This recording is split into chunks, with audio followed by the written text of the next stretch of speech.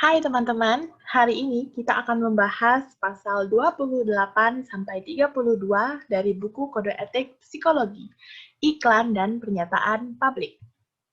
Ini adalah anggota kelompok kami. Mari kita masuk ke pasal 28, yaitu pertanggungjawaban. Ini adalah isi dari pasal 28. Silakan teman-teman membaca dengan baik-baik agar paham.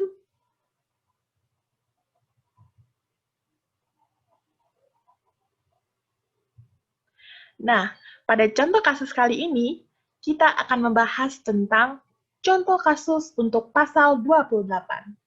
Seorang psikolog dari suatu rumah sakit ingin membuka praktek psikologinya sendiri, tetapi karena beberapa hal psikolog tersebut belum bisa menerima izin praktik, psikolog tersebut tidak bisa membuka praktik psikologi sendiri sehingga akhirnya seseorang psikolog tersebut membuat izin praktik palsu. Agar praktik konselingnya sendiri diminati banyak masyarakat, dia mengiklankan dirinya dengan membuat beberapa pernyataan seperti jika psikolog tersebut bekerja dengan suatu pihak yang sangat dikenal, banyak orang di mana pihak tersebut sebenarnya tidak menjalin kerjasama dengan si psikolog, mencantumkan gelar yang sebenarnya contohnya mencantumkan gelar PhD, sedangkan dirinya masih lulus S2. Dan agar publik percaya dengan si psikolog, psikolog tersebut menyebarkan atau mempublikasikan hasil dari penelitian. Analisis dari kasus ini adalah, dalam kasus ini, psikolog tersebut telah melakukan pelanggaran sangat fatal di mana demi usaha praktik psikolognya, dia membuat beberapa pelanggaran kode etik pasal 28.3, yaitu 1. Membuat pernyataan palsu dengan mengatakan jika psikolog tersebut memiliki hubungan kerjasama dengan suatu pihak yang terkenal, tetapi sebenarnya situasi yang terjadi tidak seperti itu. Mencantumkan gelar palsu di mana psikolog tersebut mencantumkan gelar PhD, sedangkan dirinya masih lulusan S2. Psikolog tersebut mencantumkan gelar palsu agar menaiki pamor si psikolog. Ketiga, menyebarkan atau mempublikasikan hasil penelitian. Keempat, membuat izin praktik palsu. Tindakan yang dilakukan oleh psikolog di atas tidak seharusnya dilakukan. Dengan mencantumkan beberapa informasi dan pernyataan palsu mengenai dirinya dan praktik psikolognya, maka hal tersebut sudah disebut dengan penipuan publik dan hal tersebut bisa menjadi kasus yang panjang terlebih lagi. Dengan memiliki izin praktik yang palsu, seorang psikolog harus bisa mempertanggungjawabkan dengan memberikan informasi apa adanya kepada masyarakat mengenai beberapa hal dan tidak melakukan penipuan atau pembohongan publik. Berikutnya, kita akan membahas pasal 29. Di pasal 29 itu adalah keterlibatan pihak lain terkait pernyataan publik. Pada pasal ini terdapat 3 poin. Contoh kasus untuk pasal 29 adalah psikolog X adalah seorang psikolog dengan izin praktek penuh di Himpunan Psikologi Indonesia, wilayah Yogyakarta. Selama setahun, ia berlatih menangani beberapa konseling yang berkaitan dengan masalah psikologis. Untuk memperkenalkan dirinya ke publik, psikolog X bekerja sama dengan sebuah biro iklan ternama di daerah tersebut. Dalam kolaborasi ini, psikolog X memberikan agensi iklan sejumlah uang sebagai kompensasi atas liputannya. Pihak sponsor menerima tawaran tersebut dan kemudian mengiklankan psikolog X sebagai psikolog nomor 1 di Indonesia dengan kualifikasi dan keahlian yang berlebihan karena tidak sesuai dengan kemampuan yang dimiliki psikolog X, yaitu dalam iklannya mengatakan bahwa ia sudah menangani klien dengan gangguan psikis selama lebih dari 10 tahun. Mengenai akan iklan tersebut, psikolog X terlihat lebih bahagia dan terus beriklan ke publik tanpa memedulikan kebohongannya. Analisis kasusnya adalah, sebagai seorang psikolog, seharusnya psikolog X tidak melakukan hal yang dapat mencemarkan nama baik psikologi Indonesia. Hal ini sangat berdampak buruk bagi psikologi Indonesia. Dia seharusnya tidak bertindak atau bekerja sama dengan biro iklan untuk mempromosikan dirinya sendiri dan memberikan kompensasi kepada biro iklan tersebut sejumlah uang.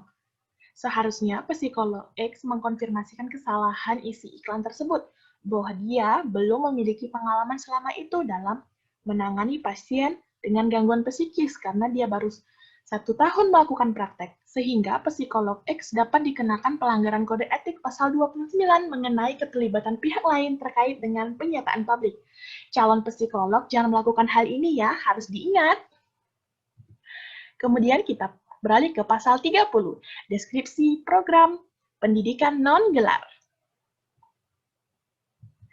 Contoh kasusnya adalah, DN adalah seorang ilmuwan psikologi yang sedang melanjutkan pendidikan profesi. Dia pernah 1 kali mengikuti pelatihan hipnosis yang dipandu langsung oleh MT. Suatu saat, untuk pertama kalinya, DN diminta untuk menjadi narasumber dalam suatu workshop yang membahas tentang hipnosis. DN menerima proyek tersebut dan meminta pihak penyelenggara acara untuk membuat pengumuman dalam bentuk brosur yang akan dibagikan kepada calon peserta. Dalam brosur tersebut, DN meminta untuk menuliskan bahwa DN adalah murid langsung dari MT dan telah memiliki pengalaman selama 10 tahun memberikan seminar yang sama. Dan juga meminta pihak penyelenggara untuk menuliskan investasi seminar yang jauh lebih tinggi dari biaya normalnya dengan alasan karena DN adalah narasumber yang sudah berpengalaman. Jadi biayanya pun relatif mahal. Analisis kasusnya, tindakan DN pada kasus tersebut telah melanggar pasal 30 Kode Etik yang membahas mengenai deskripsi pendidikan dan gelar. DN telah memberikan hal yang kurang benar pada brosur pelatihannya hanya untuk menarik peserta. Seharusnya DN menuliskan pengalaman secara jujur sesuai kemampuan dan pengalamannya. Di sini, DN tidak menggambarkan secara real mengenai kemampuannya, tetapi cenderung berbohong bahwa DN adalah narasumber yang sudah berpengalaman. Teman-teman ingat ya, jujur itu adalah kunci suatu keberhasilan. Kita beralih ke pasal 31, pernyataan melalui media. Teman-teman baca baik-baik ya setiap pasal yang ada. Contoh kasusnya, seorang psikolog bernama NT menuliskan sebuah artikel di Twitternya tentang kliennya bernama JK. NT menuliskan data klien dan data mengenai layanan kliennya selama ini. Dalam artikel tersebut, NT menuliskan semua data milik JK. Selain itu, NT juga menuliskan penyebab permasalahan JK. Artikel itu dibaca oleh banyak orang termasuk JK sendiri. JK merasa tidak nyaman karena NT menuliskan nama JK tanpa memberi inisial, sehingga JK diketahui dan JK sangat terganggu. Analisis kasusnya, dari kasus ini telah melanggar pasal 31.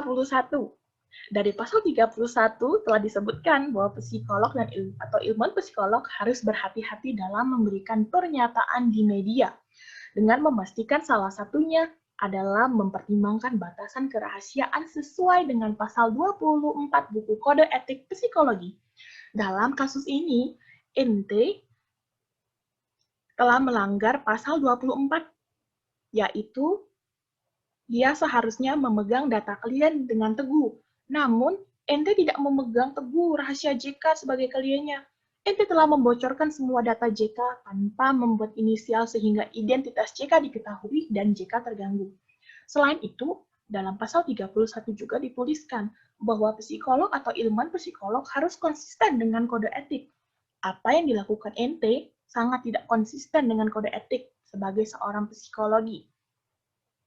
Secara nyata, NT telah melakukan pelanggaran 2 pasal sekaligus dari buku etik, yaitu pasal 31 dan juga pasal 24. Ingat teman-teman, jangan melakukan hal ini. Dan kita beralih ke pasal yang terakhir, yaitu pasal 32, iklan diri yang berlebihan. Contoh kasusnya, seorang psikolog ingin membuka jasa konsultasi dan pelayanan psikologi. Oleh karena itu, dia melakukan serangkaian kegiatan marketing dan promosi terhadap klinik barunya tersebut termasuk iklan tertulis, iklan di radio, dan ikut serta dalam acara-acara publik. Psikolog tersebut menyebutkan dengan berlebihan kemampuan yang dimiliki dan menjelek-jelekkan psikolog lain. Analisis kasusnya adalah, seorang psikolog tidak seharusnya menyampaikan kemampuan yang dimiliki secara berlebihan, karena ini akan membuat kekeliruan dalam masyarakat. Dalam artian, masyarakat bisa saja memiliki pandangan yang sangat dalam terhadap psikolog tersebut. Ia menjadi sangat berharap pada psikolog tersebut dapat mengobati. Padahal nyatanya tidaklah sedalam itu.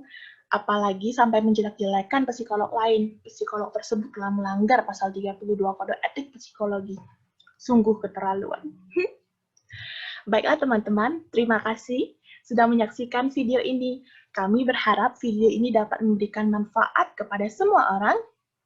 Dan terima kasih.